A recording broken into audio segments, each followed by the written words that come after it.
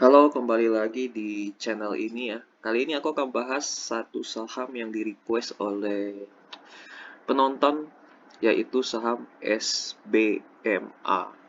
Perusahaannya kalian lihat sendiri ya, udah ada namanya Surya Biru Murni Estilen. Kalau lihat dari namanya sih kayaknya berbau-bau kimia ya. Dan memang benar mereka itu bergerak di bidang kimia, tapi lebih tepatnya mereka lebih banyak gas. Ini nih produknya mereka ya. Mereka menyediakan berbagai produk gas untuk kebutuhan ya, berbagai kebutuhan lebih tepatnya ada cair, oksigen, nitrogen, argon, ada gas O2, oksigen, nitrogen, dan kawan-kawannya nih. Udara yang dikompres dan lain-lainnya. Nah, jadi kalian lihat sendiri aja di suryabirumurni.co.id di websitenya ya. Kalian lihat aja langsung.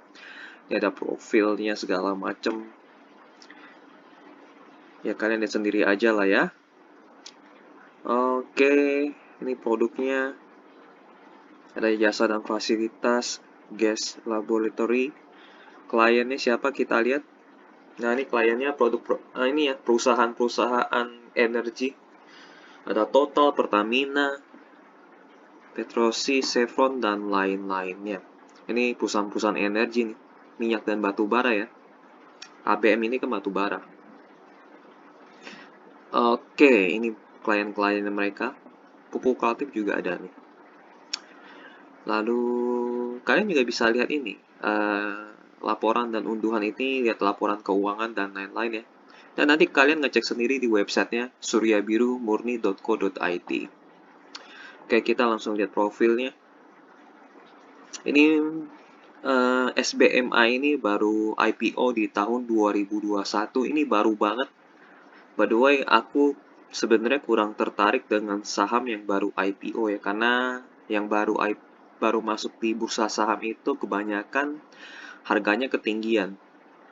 Karena harganya ketinggian, otomatis selang mungkin setahun lebih lah, harga sahamnya akan jatuh karena ketinggian.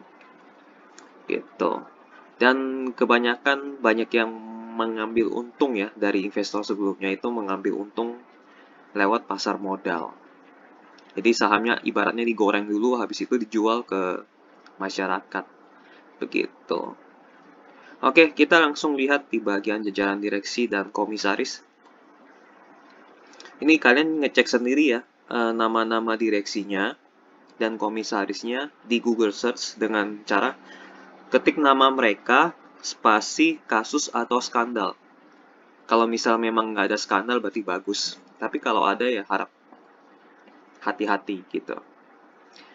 Ini komposisi pemegang sahamnya. Masyarakat 30% pas lah ya, nggak terlalu banyak. Tiffany Way ada 6%. Tiffany Way, siapa ini Tiffany Way? Nggak tahu lah siapa. Surya Biru, ini pengendalinya Surya Biru Titilea Investama. Kalian cari tahu ini siapa Surya Biru Titilea Investama. Cari di Google. Siapakah tokoh atau orang yang ada di belakang ini. Gitu. Mengendalinya siapa? Apakah orang kaya baru? Apakah grup terkenal? Kalian cari tahu sendiri ya. Oke, kita masuk ke laporan keuangan. Ini bagian aset lancarnya. Paling banyak itu mereka piutang usaha ya. Lalu yang kedua uang muka. Uang muka atas apa? Kita lihat di nomor 8 ya. Kita lihat catatan nomor 8. Oh, kelewatan. Sebenarnya uang muka nggak bisa dihitung sih. Tapi kita lihat uang mukanya, uang muka apa? Oh, uang muka pembelian. Ini pembelian apa nggak diketahui. Pembelian uang muka atas pembelian mesin dan pabrik baru. Oke. Jadi ada mesin dan pabrik baru ya. Dan mereka baru IPO, nanti kita lihat mereka uang IPO-nya dikemanain. Jadi anggap aja ini mesin dan pabrik baru ya. Kita bandingkan aset lancar dengan utang jangka pendek mereka. 24 miliar kan ya? Ya, 24 miliar. Sementara itu aset lancar mereka 65 miliar. Ini miliar ya, pas ya.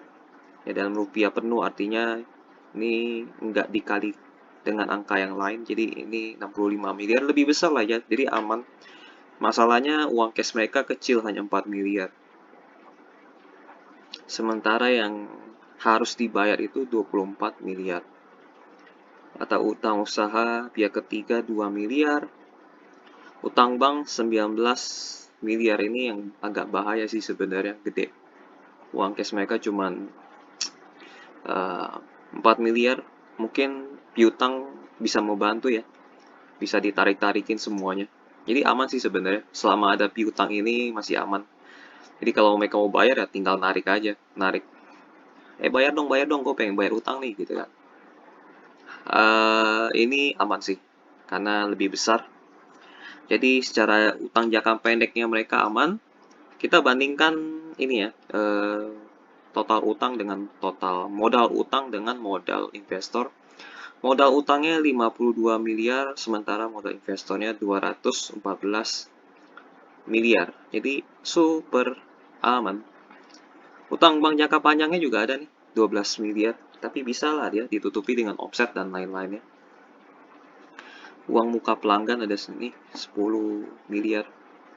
Mereka harus, jadi intinya perusahaan harus bayar ke pelanggan 10 miliar. Harus dibayar.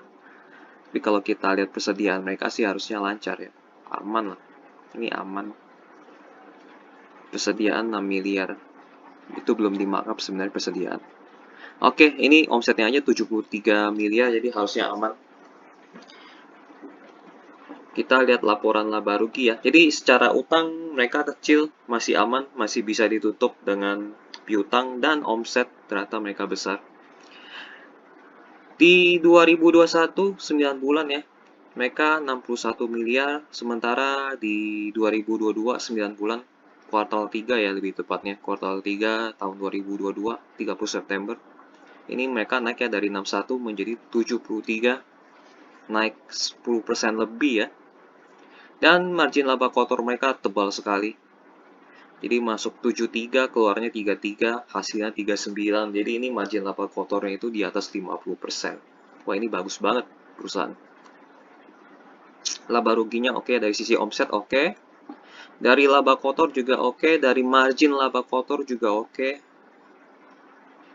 Beban umum dan administrasi naik dikit. Laba sebelum pajak penghasilan dari 3 ke 9 oke. Laba bersih periode berjalan dari 2,6 miliar menjadi 7,4 miliar. Oke, ini bagus. Naik 2 kali lebih ya. Hampir 3 kali. Ini bagus banget sih kalau dari laporan laba rugi. Kita masuk ke arus kas. Dan arus kasnya di tahun 2021 mereka masuk 5,4 miliar, sementara di tahun 2022 mereka keluar 19 miliar. Minus justru, mereka minus 19 miliar. Minus paling banyak mereka ada di ini naik banyak banget nih pembayaran kepada pemasok. Dari 30 naik ke 61. Terus yang naik banyak apalagi ya ini nih. Beban operasional lainnya, kas yang dihasilkan dari operasi ini minus nih. Banyak minusnya mereka. Paling banyak kepada pemasok. Ini apa mereka lagi borong atau gimana? Ini kan mungkin di tahun lalu nggak borong, terus di tahun 2022 mereka borong. Atau memang ada kenaikan harga bahan baku. Ini catatannya bisa dilihat sih di sini. Nomor 7, 8, 11, 12, 22. Kalian bisa kalau mau lihat sendiri ya lihat sendiri ya. Kita main cepet aja. Dari 17 pendapatan, bukan sih dari 7 ya, dari 7. Tuh, sebentar. Dari 7, 8, 11, 12. 7, 8, 11, 12. Nomor 7. Ini persediaan 7 ya. Barang jadi, bahan baku. Bahan pembantu. Ya ini barang-barang yang dibeli ya. 8 uang muka pembelian nih.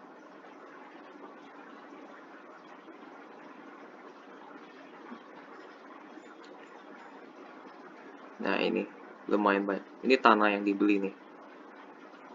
Tabung, aset ya. Ini aset tetapnya. Aset tetapnya ada detailnya juga di sini. Mesin, instalasi, storage. Jadi karena mereka baru IPO, mungkin mereka banyak belanja ya di tahun 2022. Jadi mereka beli dulu yang banyak di tahun 2022, baru mungkin tahun 2023 ini bisa berkurang antara memang ini naik atau memang mereka lagi borong gitu. Nanti kita cek di kuartal 1 2023. Tapi ini harus jadi catatan sih. Kalau misalnya selalu negatif ini lumayan bahaya. Jadi kita lihat di kuartal 1 2023 negatif atau enggak kan. Atau mungkin kita lihat di kuartal 4 bisa berkurang atau bahkan justru naik. Kalau berkurang ini bagus. Oke, jadi kita tunggu aja ya. Karena uang kas mereka dikit, akhirnya mereka pinjam utang. Sebenarnya kan kalau mereka mau right issue bisa tuh tambah modal lagi. Jadi kepemilikannya mungkin berkurang ya. Jadi 40% di masyarakat. Jadi tambah 10% lagi masuk ke masyarakat. Tambah modal lagi lewat right issue. Right issue itu bisa besar loh. Tergantung rencana mereka ke depan mau bangun apa lagi gitu kan. Oke, dari sisi laporan keuangan, secara laporan laba rugi, oke, bagus.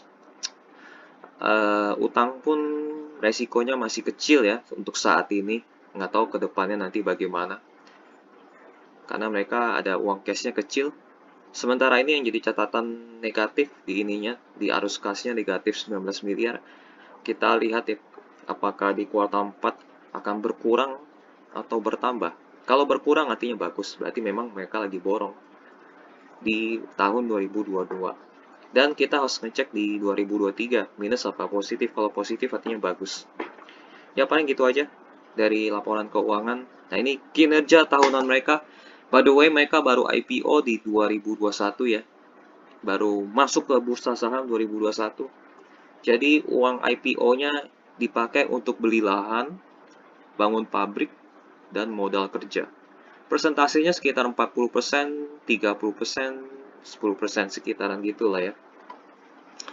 Nah ini arus kas. Ini kinerja sebelumnya sih selalu positif. Arus kasnya, laba bersihnya juga positif. Omsetnya pun ada kenaikan ya kalau kita lihat ya.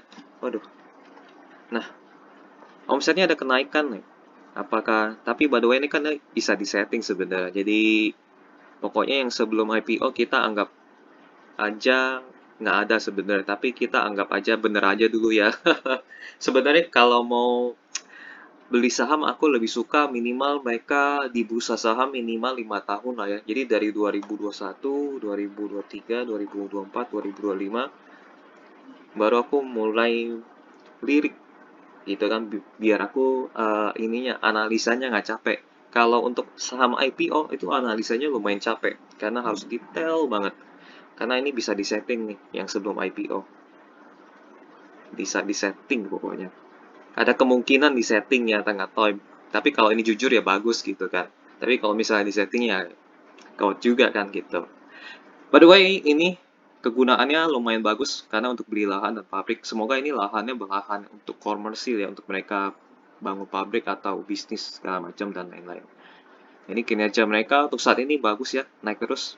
Omset juga naik, laba bersih juga naik, ekuitas juga naik. Ini mungkin habis IPO naik. Kita cek nih arus kasnya apakah bisa berkurang atau enggak. Kalau berkurang artinya bagus. Oke, ini secara kinerja tahunan dari sebelum IPO menuju IPO ya. Tapi kita harus tunggu beberapa tahun lagi. Mungkin 5 tahun lagi ya sampai 2000 berapa ya? Tambah 5 berarti sekitar mungkin 2029. Tapi kalau kalian yang mungkin punya profil resiko yang lebih tinggi, suka tantangan gitu kan, suka saham-saham yang beresiko tinggi, ini bisa kalian boleh pilih. Kita lihat ya di harga saat ini terakhir di 163. Akhirnya dengan kinerja laba bersih yang segini 7,4 miliar menghasilkan PE rasio 15,2 kali. Lalu dengan ekuitas 214, PVBR mereka 0,71 kali dengan harga 163 ya. Dividen yield mereka belum pernah bagi. Dividen mereka belum pernah bagi ya, jadi nggak ada datanya. Jadi yang ada data ini secara valuasi dua ini aja ya, 15,2 atau 0,71 kali. Valuasinya jadi mahal atau murah nih? Maksudnya wajar atau murah? Secara pair sih agak lumayan tinggi harganya sebenarnya secara pair. Tapi kalau lihat dari PBR-nya, karena di bawah satu bisanya jadinya murah. Oke, itu pun harus dengan pertimbangan ini.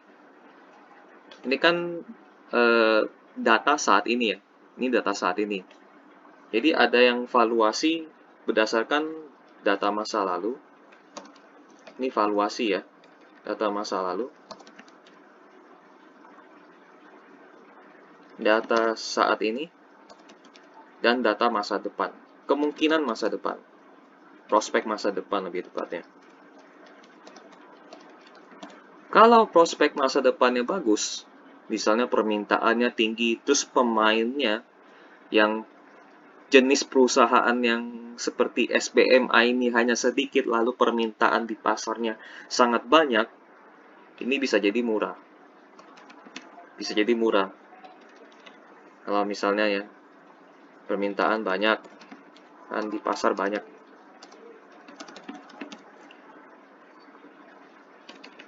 Permintaan di pasar banyak, lalu pemain sedikit, harga segini bisa dibilang murah. Kalau harganya 163 ya, jelas ya. Tapi kalau misalnya permintaan pasarnya sedikit, permintaan pasar sedikit ya, pemainnya banyak,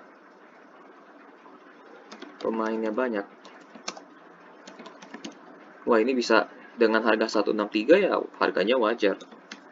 Nah, jadi PR buat kalian harus cari tahu permintaannya pasar banyak atau sedikit. Lalu pemainnya banyak atau sedikit dengan harga segini. Ini baru bisa kita ketahuan ini harganya, valuasinya secara ini wajar atau murah, gitu kan. Ini pakai prospek masa depan nih. Tapi kalau berdasarkan data masa ini kan data masa lalu ya, data saat ini atau data masa lalu. Sama aja sebenarnya data saat ini, data masa lalu. Ini aku kalau pakai berdasarkan dua ini ya, dan datanya belum lengkap ya. Jadi aku pikir ini harganya wajar valuasinya. Gitu. Tapi kalau prospek masa depan ya, permintaannya banyak ya, terus pemainnya sedikit, nah ini murah. Tapi aku kan pakai, karena aku nggak tahu data permintaan di pasarnya banyak atau sedikit, pemainnya banyak atau sedikit, kalian harus cari tahu sendiri. Ya, kalian nanti bisa tentukan ini murah atau wajar. Kalau aku pakai data saat ini atau masa lalu, di harga 163 itu wajar. Oke ya, itu PR buat kalian. Ini harus kalian cari sendiri. Permintaannya masih bisa banyak atau tidak, dan mungkin sampai 20 tahun masih banyak atau tidak. Itu. Maksudnya ini ya, perusahaan yang bergerak di bidang sejenis. Yang mereka produksinya itu, ya ini, produksinya produk ini pemainnya perusahaan yang seperti ini banyak atau sedikit gitu. Oke, kita lanjut ya. Secara valuasi aku anggap wajar untuk saat ini ya, untuk saat ini wajar. Ini overall kelihatannya bagus. Kita nggak tahu ya, mungkin harus tunggu 5 tahun ke depan lagi baru kelihatan lebih jelas. Karena mereka baru IPO sih. Oke, kita lihat presentasinya mereka. Ini mereka baru presentasi di 7 November 2022, Public Expose. Nah, ini pabriknya mereka ya. Nah, ini gas-gas. Manufaktur gas industri yang berlokasi di Balikpapan. Jadi gas yang mereka buat itu untuk perusahaan ya, bukan untuk retail. Mereka lokasinya di Kalimantan Timur. Mereka berdiri udah lama loh, 1980. Telah memiliki 40 tahun pengalaman dalam pasar gas industri. Produk SBMA diantaranya gas oksigen. Oh, berarti ini pemain lama loh sebenarnya. Apakah mereka pemimpin pasar atau enggak, kita nggak tahu. Kalian harus cari tahu sendiri. Digunakan untuk berbagai sektor industri seperti tambang. Tadi kita lihat ya kliennya ada siapa aja ya. Ini kliennya mereka, mana ya tadi ya? Kliennya dia. Ini dia. Klien-kliennya mereka. Udah lama sekali berarti mereka. Jadi ada bilang tambang, migas, laboratorium, petrokimia, dan banyak lagi. Saat ini kami memiliki 6 hub yang tersebar di Bontang, Samarinda, Berau, Tanjung Tabalon, Tarakan, dan Nunukan. Oke. Pemegang sahamnya rame banget ini. Public 30%, Tiffany Way 6%, ini Surya Biru Titelia 62%, di belakangnya ini. Oh, ini nih. Di belakang PT ini ada toko ini, Effendi, Rini, Tiffany Way, Welly Sumantere. Ini satu keluarga apa teman nih? Ya kalian cari tahu sendiri ya, ini satu keluarga atau teman. Jadi selain dia Tiffany Way pegang PT ini, dia juga masuk di PT ini SBM-nya langsung. Kemungkinan Tiffany Way ini yang punya sesuatu nih, tapi kita nggak tahu, kalian cari tahu sendiri. Peristiwa penting. Oke, apa yang penting? Nggak ada yang penting sih. Kerjasama dengan UGM, ya nggak ada yang penting. Soal bisnis ya maksudnya ya, soal bisnis nggak ada yang penting. Ini laporan keuangan lewatin aja. Kinerja tadi kita lihat memang ada pertumbuhan. Target pendapatan selalu meningkat.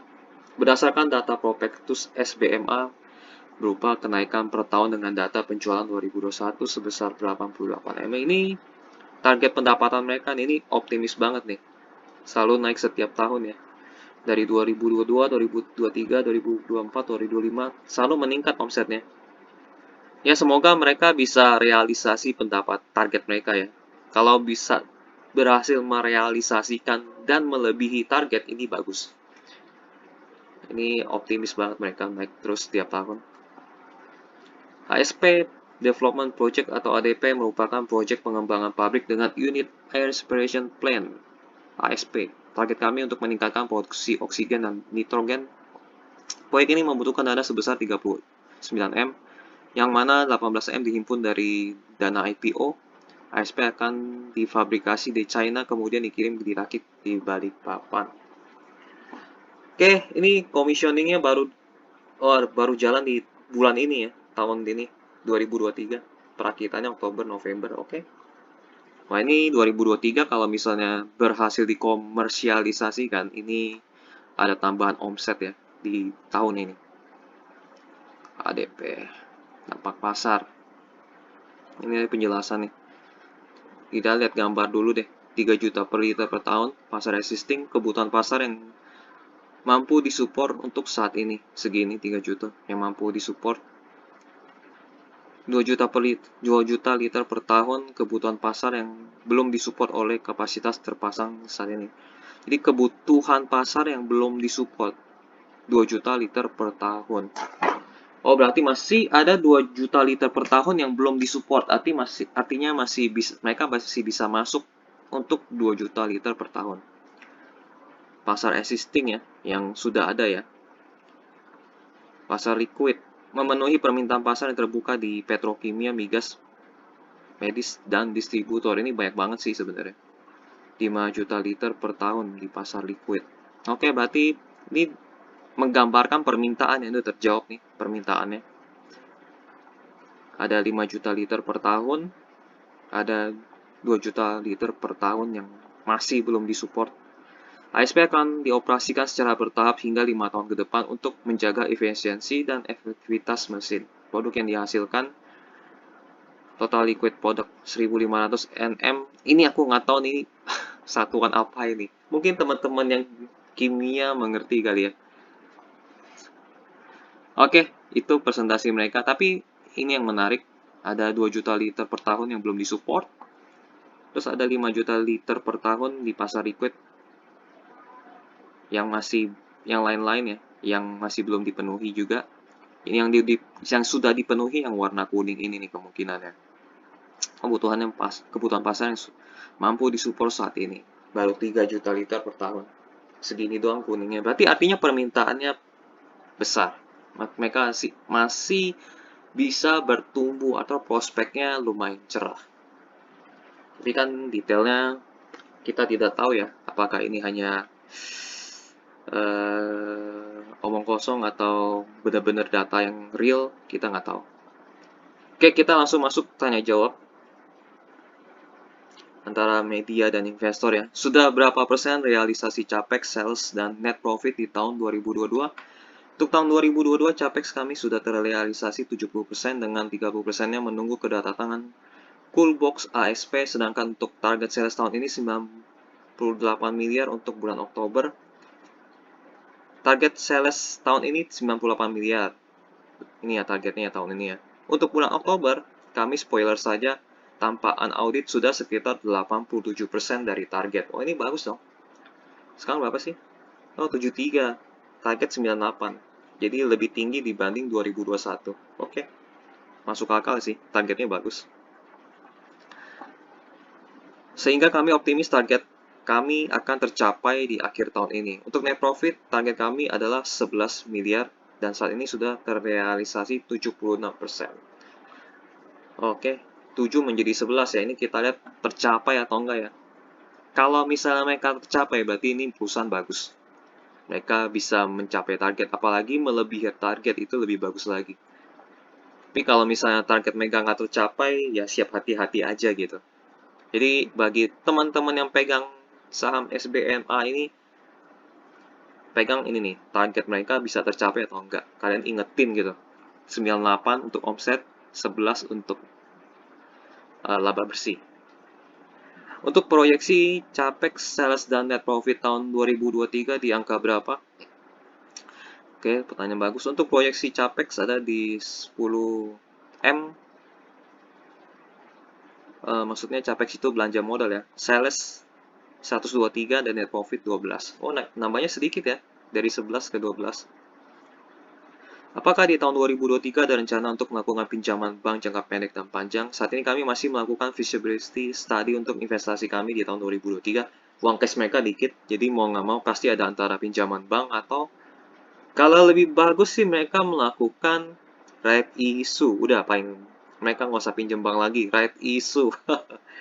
Dan mereka masih ada ruang ya, kita lihat ya. Masih ada ruang 30% jadi 40% nggak apa-apa lah, modal mereka kencengin untuk bayar utang dan menambah modal yang lebih besar lagi gitu kan. Right issue aja udah paling bener. Jangan utang. Minggu ini memang lagi banyak diskusi untuk RAB 2023. Oke, right issue aja udah. Mungkin teman-teman yang punya kenalan direksinya kasih tahu aja, udah right issue aja gitu kan, daripada pinjem atau nerbitin obligasi itu sama dengan pinjem juga sebenarnya. Suwanto, investor. Ini kayaknya namanya kenal nih. Untuk pabrik yang baru, apakah hanya meningkatkan produksi gas argon, oksigen, dan nitrogen? Bagaimana dengan gas asetilena yang merupakan gas dengan penjualan terbanyak?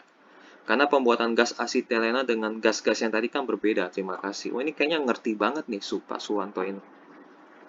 ASP kami berkontribusi untuk nitrogen dan oksigen karena memang kuantiti terbesarnya masih dipegang oleh oksigen dan nitrogen, gas dan liquid, dengan HPP yang paling rendah. Untuk gas asetilen memang dengan plan yang terpisah. Kenaikan kapasitasnya tergantung pada lamanya produksi, bahan baku, dan pengelolaan limbah. Meski begitu, kami sebenarnya telah melakukan peningkatan produksi gas asetilen hingga 2 shift yang sudah terasa sejak bulan September. Oh, berarti ada peningkatan produksi nih. Semoga produksi ini karena permintaan ya. Ini oke sih informasinya. Inovasi apa saja yang akan dilakukan perusahaan dalam kurun waktu 5 tahun ke depan sehubung dengan tantangan dan dinamika yang akan dihadapi di masa depan? Apakah hal tersebut sudah masuk RKAP jangka menengah dan panjang perusahaan? Untuk tahun ini saja hingga 2023 kami sudah ada 2 proyek inovasi. Yang pertama di bidang silinder management system yang terintegrasi untuk hub kami. Karena tabung ini merupakan aset penting kami berjumlah puluhan ribu dan harus dikelola agar penjualan kami bisa meningkat. Selain itu, kami sedang melakukan kajian pemanfaatan limbah B3 residu karbit. Kami bekerjasama dengan UGM, harapannya limbah B3 yang dulunya jadi masalah bisa menjadi manfaat. Untuk 5 tahun ke depan, kami juga sedang mengembangkan laboratorium gas kami agar kami bisa membuat gas campuran spesial dan proyek khusus remote site yang detailnya belum bisa kami share. Tantangannya tentu karena ini merupakan hal baru bahkan Indonesia, jadi kami melalui banyak pengujian dan kajian agar bisa berhasil. Oke, mereka banyak melakukan percobaan hal-hal baru ya. Positifnya di situ. Ini pertanyaannya apakah ada rencana ya? Ini rencana mereka banyak melakukan apa sih namanya? Percobaan ya atau uji produk baru atau bisnis baru. Bagaimana prospek bisnis ke depan? Apakah hanya mengandalkan rencana pembangunan ibu kota untuk grow perusahaan? Prospek gas industri masih sangat luas, setuju, karena mereka industri ya, perusahaan itu banyak banget. Ini kliennya mereka. Mana? Ini dia. Ini masih bisa lebih luas lagi karena ada untuk industri kesehatan, pertambangan, dan lain-lainnya. Itu masih banyak banget. Kami tidak hanya membicarakan Kalimantan, namun daerah-daerah industrial yang sedang terbangun, baik itu di Kalimantan Utara, Selatan, Sulawesi. Saat ini kami sudah melakukan survei, menghubungi perusahaan-perusahaan yang terkait, dan kami bahkan beberapa kali diundang tender di luar pulau karena memang pelanggan-pelanggan setia kami memiliki cabang di berbagai daerah. Proyek pembangunan IKN justru menjadi bonus untuk kami. Jadi IKN dianggap bonus ya, bro, sis. Jadi bukan utama, tapi bonus. Karena rencana bisnis kami dirancang sebelum proyek IKN secara resmi dipublikasikan. Saat ini beberapa kontraktor juga telah menghubungi kami karena selama ada pengelasan di situ ada pasti ada gas industri. Oke, nice. Apakah SBMA akan diversifikasi ke gas medis? Good question. Jika ada yang dimaksud dengan mengubah oksigen industri ke medis, kami bisa dan pernah melakukan selama COVID untuk kemanusiaan. Saat ini memang oksigen industri kami lebih besar, sehingga oksigen medis menjadi salah satu rencana pengembangan kami saat ASP kami sudah berjalan. Jadi mereka nunggu ASP ini ya. Strategi perusahaan dalam menghadapi kondisi ekonomi, SPMA telah beroperasi 40 tahun, krisis moneter, harga batu bara turun, bahkan COVID pun telah dilalui. Dan termasuk stabil di bidang industri lainnya. Setuju karena mereka bergeraknya di tambang ya. Jadi nggak kena efek sedikit pun. 40 tahun artinya sudah melewati krisis 98 juga, jadi mereka aman. Strateginya masih sama, yaitu mengontrol keuangan dan operasional dengan plan, do, action, check, serta menjalankan manajemen risiko. Ini oke nih, secara manajemen. Strategi pemasaran dilakukan untuk perluas pasar. Strategi pemasarannya yaitu fast response, proaktif, dan mengikuti arah perkembangan bisnis terutama di Pulau Kalimantan. Berarti mereka banyak nyebut Pulau Kalimantan, berarti best bisnis mereka itu di Kalimantan. Oke.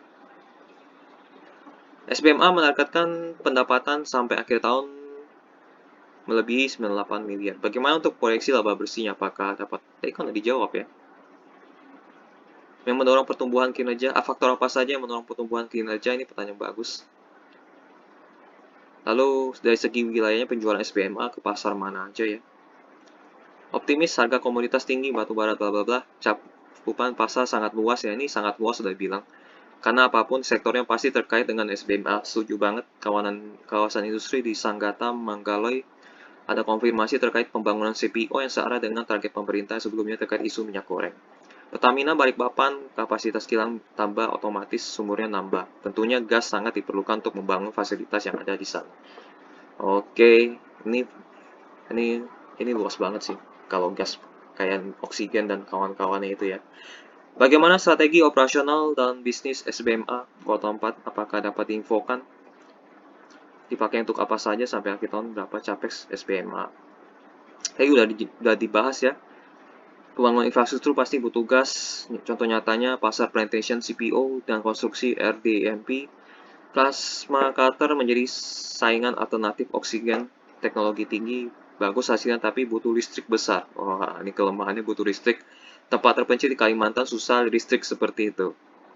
Gas oksigen masih mendominasi untuk pemotongan dan pengelasan. Kalimantan masih terbuka untuk pasar gas industri karena topografinya. Oke, good. Untuk realisasi rencana REP isu dalam mengakuisisi perusahaan LPG terafiliasi bisa disampaikan perkembangannya. Nah, ini akhirnya mereka memikirkan hal ini ya. Bagus. Pertanyaan ini mungkin tentang aksi korporasi ya. Kami terbuka akan pengembangan ke berbagai bisnis, namun saat ini kami belum buat pernyataan resmi atas aksi korporasi apapun. Kalau sudah matang, apa yang kami lakukan pasti kita infokan. Oke? Daripada mereka utang, lebih baik right issue aja udah. Itu aja udah paling bener. Melihat bahwa pencapaian SBMA yang melebihi target baik GPM dan MPM apakah tahun depan akan membagikan dividen? Jangan. Ini nafsu banget sih ini Ihsanuddin Saputra. Uangnya masih dikit coy. Kalian nggak lihat ya? Kalian nggak baca laporan keuangan ya? Hah? Uang cash mereka cuman mana uang cash. Uang cash 4 miliar itu cuma buat kasih karyawan aja nggak cukup. 4,8 M. Mau kasih dividen. Utang juga masih banyak. Enggak lah. Jangan, lebih baik. Kalau sampai mereka kasih dividen, ini perusahaan ngaco nih. Kalau mereka sampai kasih dividen, ini mereka ngaco. Tapi kalau mereka nggak kasih, itu berarti benar perusahaannya. Jadi jangan sampai mereka kasih dividen. Oke, kita masuk ke historical harga ya. Jadi ini mereka pernah di harga 261, sekarang terjun payung ke 163. Kita lihat ada kaki ya, ini ada jarum di bawah, kayaknya ditahan sama mungkin investor yang berdana besar ya, ditahan, sempat turun ke 156 terus naik lagi jadi 163. Jadi mungkin ini ya, bisa jadi ini jadi support terkuat di harga sekarang. Pokoknya setiap yang ada kaki-kaki gitu bisa jadi, tapi belum tentu juga sih. Tapi misalnya nih, kalau misalnya di atas nggak ada jarum, tapi di bawahnya ada jarum, kemungkinan ini jadi support terkuat. Kemungkinan. Kita harus tunggu lagi beberapa minggu kemudian. Jadi historical harga mereka drop, seperti yang aku bilang, kalau mereka baru IPO itu kan sebenarnya harganya ketinggian. Lalu, by the time harga mereka akan jatuh, seperti yang aku bilang ya. By the time harga mereka akan jatuh, dan kemungkinan bisa jatuh lagi ya? Bisa juga, kita nggak tahu kan. Tapi kalau ada kaki begini, ada jarum yang maksudnya jarum ini kemungkinan jadi support terkuat. Tapi kita nggak tahu.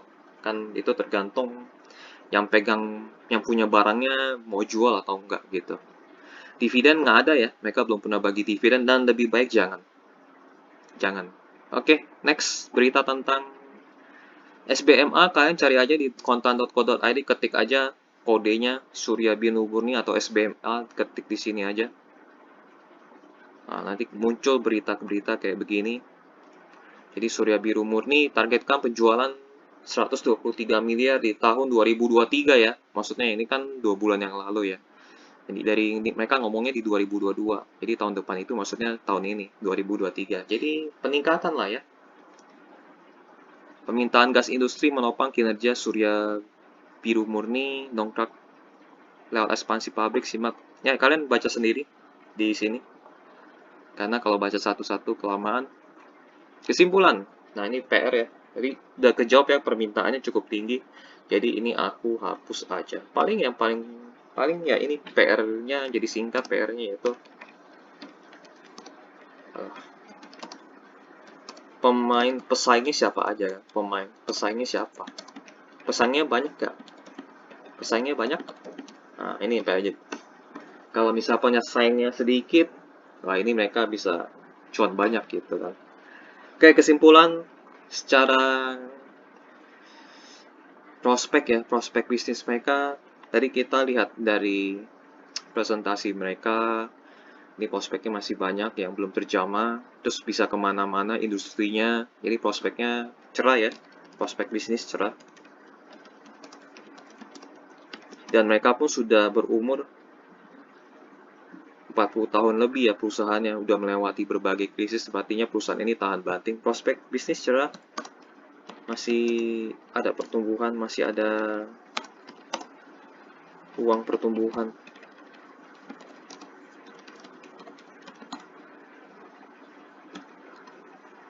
Hanya saja uangnya seret. Mereka butuh right issue. Oke, right issue itu mirip IPO ya. By the way, right issue itu mirip IPO. Tapi nggak dikasih nama IPO karena IPO itu hanya untuk di awal. Terus selanjutnya mereka kalau mau nerbitin saham lagi ya, nah sebutannya right issue. By the way, right issue itu sama kayak IPO, yaitu menggalang dana dari masyarakat. Oke, klien-klien mereka besar ya, klien-klien mereka besar. Iya, keuangan ya,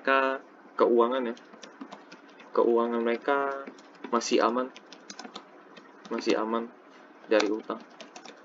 Tapi ada potensi bahaya kalau tidak hati-hati.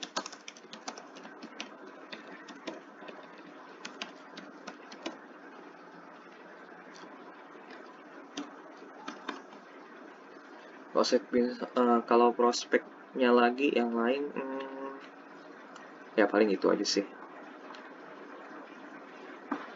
Valuasi untuk saat ini, data saat ini ya.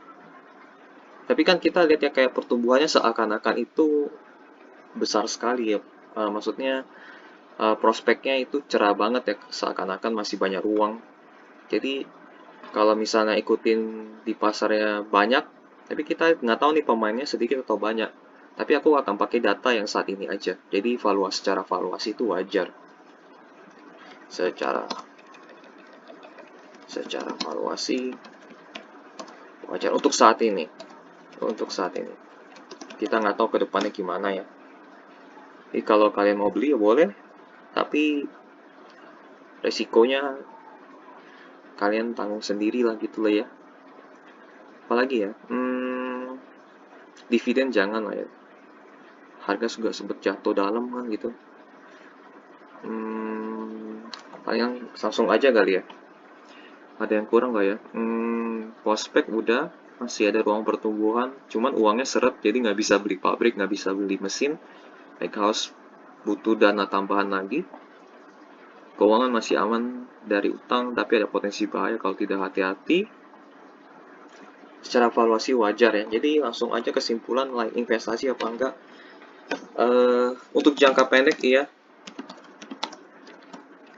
pendek boleh investasi.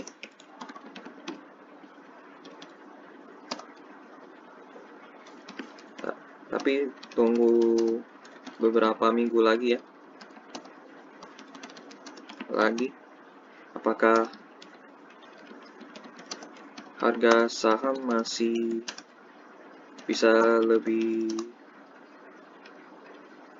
turun atau tidak? Kalian tunggu itu. Karena ini kalau dari lihat grafiknya sih kayak udah mulai batasnya ya. Jadi tunggu lagi lah ya beberapa hari atau beberapa minggu sampai dia geraknya seperti ini nih. Maksudnya sideways ya. Tunggu sampai sideways baru masuk. Tapi kalau lihat dari begini sih harusnya udah ketahan sih, harusnya. Gitu. Untuk jangka panjang tidak. Harus dibuktikan dulu. Panjang jangan dulu. Untuk investasi jangka panjang jangan dulu. Oke. Pendek boleh ya. Tapi kalau untuk jangka panjang jangan dulu, agak bahaya. Kita lihat ke depannya bagaimana dia. Kalau ini benar-benar permintaannya besar dan mereka ada duit, mereka ekspansi, nanti hasilnya akan tercermin di laba bersihnya meningkatnya besar dan omset meningkatnya besar. Jadi kalau misal peningkatan omsetnya lompat atau laba bersihnya lompat, itu berarti benar-benar permintaannya sangat tinggi. Tapi kalau misal permintaannya, misalnya uang mereka banyak nih dan mereka lakukan ekspansi. Tapi kalau misalnya ininya naiknya pelan, omsetnya naiknya pelan, laba bersihnya naiknya pelan, berarti permintaan yang besar itu hanya ilusi gitu. Berarti permintaannya cuma dikit. Tapi masalahnya kan ini belum terbukti ya, karena uang mereka seret. Uang cashnya aja cuma 4 miliar. Ya seret lah, mereka butuh uang sebenarnya, butuh uang untuk ekspansi. Paling gitu aja sih. Oke ya, untuk jangka pendek boleh, tapi lihat dulu mereka masih bisa jatuh atau enggak. Tapi kalau lihat dari bentuk ininya ya, bentuk candle-nya ya, yang udah jarum panjang ke bawah ini sepertinya udah ditahan ya. Tapi kita nggak tahu, itu semua keputusan kalian. Kalau untuk jangka panjang jangan dulu. Lihat dulu ke depannya gimana. Pendek boleh lah. Paling gitu aja untuk analisa sahamnya SBMA. Kalau ada informasi yang kurang atau ada informasi yang salah, tulis aja di kolom komentar, kalian perbaiki. Siapa tahu teman-teman yang lain juga bisa tahu gitu kan, atau belajar gitu. Oke sih, gitu aja soal SBMA. Sampai jumpa di video berikutnya ya. Bye-bye.